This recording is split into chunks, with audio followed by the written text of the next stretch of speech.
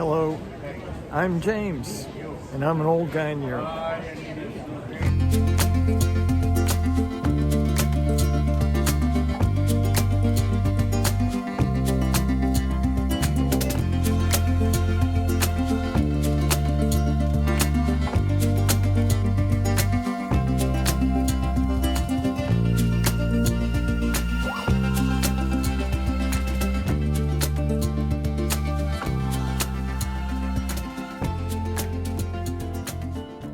Hello and welcome to another episode of An Old Guy in Europe. This week with Carl Munson on Good Morning Portugal, we discuss the usual variety of topics, including Abraham Lincoln and happiness, having an accent, plastic brains and what thoughts do, building a brain highway. So, as always, I invite you to please sit back, relax, and enjoy.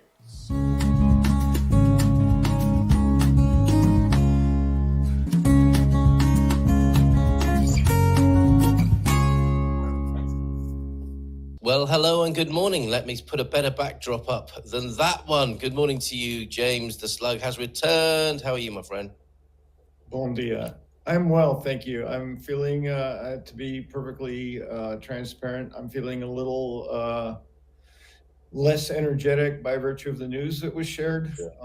Yes. I didn't even know Jim and Jana, but when I got the news, I really felt it. So fortunately for me, I don't have a show to go on, so I can just be in it and not have to carry on through it. So I'm in it right now. I'm feeling it. There's a bit of the empath in me that picks up emotional vibrations or whatever you want to call it. So anyway, it's not going to get in the way, but I just want to be upfront that I'm not feeling particularly jovial this morning. Indeed. How do you? And yet, it's important to carry on, isn't it? As well, but not without the bigger picture. We'll see what we can do to help Jim and family, as I say, and do what we can to help in that situation. You had a very good couple of quotes this morning. I was thinking, I don't need to read those out. James can do those himself. So in case you wrote on a post-it note and then threw it in the bin and thinking, I can't read those out, Carl, because I threw them in the bin as soon as I put them on the screen. Let me do that for you. There you go. You might be able to read them yourself. Does that help? Yes, absolutely. So I was thinking about thoughts, which I do. I brought that up last week. Had an idea, as I do most weeks, of something I could talk about, depending on what comes up. And this idea of thoughts shaping who we become is something that came to mind. And Will Rogers had a quote that said, most men are about as happy as they make up their minds to be. And then I said, wait a minute, I heard that attributed to Abraham Lincoln. And so I looked that up, which was my next line in my greeting. It had to do with what Lincoln said, which was something to the effect, it's so close, I can't even remember exactly what it is, but it's the same thought. And it's consistent with, there we go. I've noticed that a man is usually about as happy as made up his mind to be. Of course, if I tried to do a Lincoln, then that wouldn't work. So go on. Can you do that for us? Come on, I'll try it. I try what did I do recently? And I did a Southern drawl and I got a real panning for it. Probably was Mark Twain, wasn't it? Do you want to give it a go? Yeah, well, do you have any props? I mean, obviously, we don't have a recording of Lincoln's voice. It was way too soon. Well, make it up. I imagine that it was kind of Midwestern and folksy. I've seen the same quote that says folks usually are usually about as happy. So I'll use that just to try and get into his voice. I'll give it a go. Method. Right. I should have asked you a week ago. Then you could have gone around the house being Lincoln. Prepare your Lincoln, right, that I've never done. All right. I imagine it would sound something like, I've noticed that folks are usually about as happy as they make up their mind to be. Something along that line. That was you, James. You are perhaps Lincoln reborn. I have to share this with you. There's subtle differences. This came up for me this weekend. I thought I was doing so well with my Portuguese and so well with because I'm really focusing on my pronunciation. Yeah. And what I learned this weekend is we cannot hear our accents. Like, it never occurred to me before. I can hear everyone else's accent. I can't hear mine. So the Portuguese merchant at the vegetable stand speaks some English, and he's doing a really good job of helping me to feel welcome. And he says, "Good morning, my friend." And I'm thinking, oh, I can say that in Portuguese. So I say, "Bom dia, meu amigo." And he goes, "What?" Huh? And he said, "Bom dia, meu amigo." And he goes, "Huh?" And he looks at my housemates because he knows that they speak English. And they're looking at me like, what did he say? And Louisa's like working it out. What did he say? And I said, "Meu amigo." And she goes, he said, "Good morning, my friend." Yeah. But she said that in Portuguese. And I said,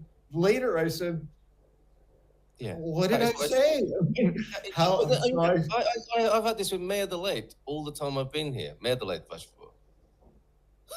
So, and they say, Meia de Leite. I was like, yes, that's what I just said. And for you, you're thinking that is just what you said was what he should have heard, right? But then we shouldn't shit on people, should we? Absolutely right.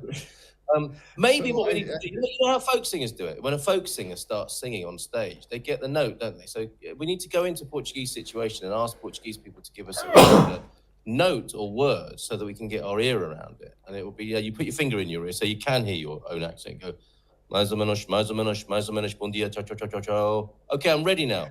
Hola, bom dia, mi amigo. Perfect. Do it like that. You need to probably tune it. Well, with your standing in the mercado. Yes, your finger in your ear, getting your Portuguese note sound just right. No, maybe not. Then okay, not one of my best ideas. Sorry, back to your thoughts about thinking. So I just to complete this thought, I asked Louisa, so how do you say it? And she said, "Meu amigo." And I went, I don't hear it. What? And I said, "So what is it?" And she says, "It's your accent." I went, oh, that's right. I can't hear my accent. That was triggered by I sounded like me when I was doing Lincoln because you can't hear your own accent. You just can't. And language is so subtle that what I said was subtly different than my own voice. But and Americans will have heard massively different James on the one hand and Abraham Lincoln on the other. But for me, for my untrained British ear, I didn't hear much of a difference, I have to say. Yes. And I totally understand that. That's, I think, why when people imitate, they do extreme stereotypes. Of course, yes, indeed. And that's why, that's why the best characters for imitation are quite extreme in the first place, aren't they? Yes. Yeah. Because to me, I'm thinking American is like W.C. Fields, isn't it? Good morning, James. How are you, my son? This sort of thing. You can really go for it, can't you? But that probably was nothing like W.C. Fields either. Probably wasn't even W.C. Not too bad, but it's just kind of W.C. Fields with a bit of a British accent. So. Yes. What would you like to drink, my dear? It's going into Cary Grant now, isn't it? What would you like to drink, my dear? And the girl says, champagne, I guess. Guess again. Okay, sorry. On with your thoughts. Okay, on with my thoughts. So this idea of we make up we're about as happy as we make up our minds to be is I'm finding sort of a universal expression of that thoughts are very powerful and shape who we become. One of my favorite Buddha quotes is, "What we think is what we become." And that just got me to thinking that, it's relatively easy to understand that idea, and maybe easy to agree with it. I don't know. But for me, it's like, what I think is my reality. And so the thoughts I think are going to shape who I am and how I experience and express myself in the world. So that got me to thinking about this idea. People say, okay, well, that's all great. I can wrap my head around that. But what do I do about it if I don't like the way I'm thinking? Yes. That's indeed the notice part of notice, choose, act. It's like, oh, I notice that I tend to be negative or whatever it is. So how do I change that? And perhaps we can connect, James, to the terrible news we've heard this morning, because sometimes life is real shitty, let's face it. And we're in this same situation, aren't we, of adjusting what you're talking about here, are a connection to life. Yes. And this is where science, again, coming into ancient wisdom, the concept of brain plasticity, which is the capacity of the brain actually to reshape, to rethink, to adjust, to go to a different part of the brain to charge motor neurons so that we can gain motion in an arm that we thought we were paralyzed in. That kind of stuff is pretty fascinating. But it's also true of thoughts. And so in my mind, I'm imagining, well, what happens to our thoughts? We have a thought, where does it go? And I think some of them eventually, if they go unused for a long period of time, kind of evaporate. I don't know. But I had this Harry Potter vision of this hall of ancient and lost thoughts somewhere in our head, right? Yes. And they just sort of wander down, settling like dust into this storage area that's somewhere deep in the back recesses of our brain, yes, to be called up again if necessary at some point, right? Yeah. So the less we have thoughts, the more buried they get, the deeper they are, and the less accessible they become. But the more frequently we have a thought, we go back to the library, we pull it back up to the top so it's there, because our brain wants to be very efficient. It wants to go straight to the thought we want. Now, that might come in handy someday. I'll put it over here. If it doesn't get used, it gets lost. If it does get used, it gets kind of resurfaced, so that the habit that we shape around our thoughts becomes, to use now to get out of the library and take the highway to the library, it becomes the expressway to the library to the thoughts. And the only way, it's where we go automatically. I had a recent experience of talking to someone who said, was talking about their pay always coming at the end of the month because our job isn't important, right? So we always get paid at the end of the month, but all the people, the lawyers get paid, the doctor, blah, blah, blah, blah, blah, and down the line. And me being me, I said, well, that's one way to look at it, but you could say, well, they want to make sure you get paid before everybody else, so they pay you before the beginning of the month. Yes. And the response was, no, that's not how it is. They don't value us. Yes. Right. Like, it's the truth, but that was the highway to their pattern of thinking, which is, I'm not valued, and everything in my life reflects how people, and that person just talks that way most of the time about how unvalued they feel, how unappreciated they are. All of this stuff is just this ongoing. So the thought goes straight there. It's a highway that's been built, the expressway goes straight to that thought. So everything in my experience, if that's my highway, is shaped by that framework. So the trick is, how do we build a new highway? Let's put a blockade on that one, and let's find a new way. And at first, it's very difficult. So new habits. The brain is trying to get there as efficiently as possible, but it has the long map route. It has the wrong navigation in your car system that takes you down roads and you have to go back. It takes a long time to get to that new thought. But the more you go, the brain starts clearing out the road. It starts, putting down the pavement. It starts getting a little straighter.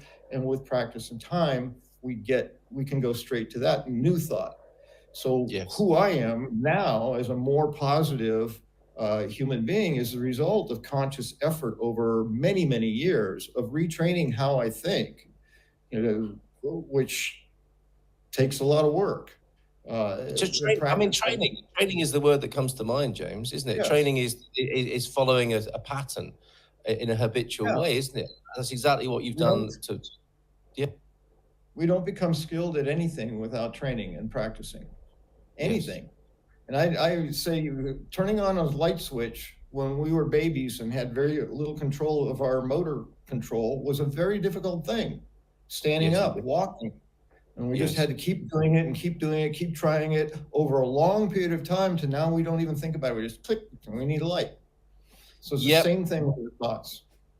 Great. Thank you for that. We will talk to Gilda in just a moment. And what I'd like to do, if I may, is, I acknowledge what you're saying there completely. And if you don't train it in one way, you'll probably likely go to the default, because that's training as well. That's how this works as well, isn't it? Is if you don't do something new, you'll do what you already did.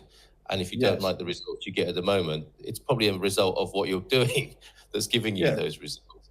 And if I may, go on. A good friend of mine once said, or not once, he says it frequently, if you keep doing what you're doing, you're going to keep getting what you're getting.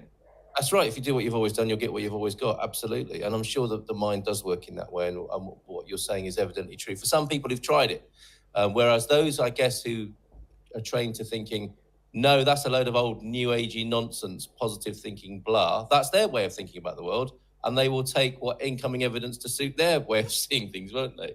Yes. And if in some, slightly clumsy way, I can bring this back to Jim and Jana, and when I rewatched Jana talking on the webinar that we did, she had the most incredible. I think both Jim and Jana. Obviously, Jim is in terrible shock right now, as a lot of us are with this news. But when she was talking on the webinar, she said the most amazing thing, which if I could leave as a little bit of a tribute, to paraphrase what she said, and then it connects with what you're saying. She said, "See, first of all, I said to Jim, what would you say to people coming to Portugal thinking of doing this?" He said, "Well, follow your heart. Go with that feeling, your gut feeling." And they did, and they came to Portugal. And what about you, Jana? And she said, "See everything as an adventure." And the thing with adventures is some adventures have more swearing than others. And I thought that's so clearly, she had an incredible outlook on life, I think. And anyone who knew them from their videos with their little monkey that they used to feature in their videos, when they're very, very, very positive. She was a very positive person. And that's how I'm sure we would wish to remember her. And I extend my love and best wishes to Jim, if you're listening, Jim, or if you see this later, and on behalf of our whole community, to you, my friend. Okay, James, thank you so much.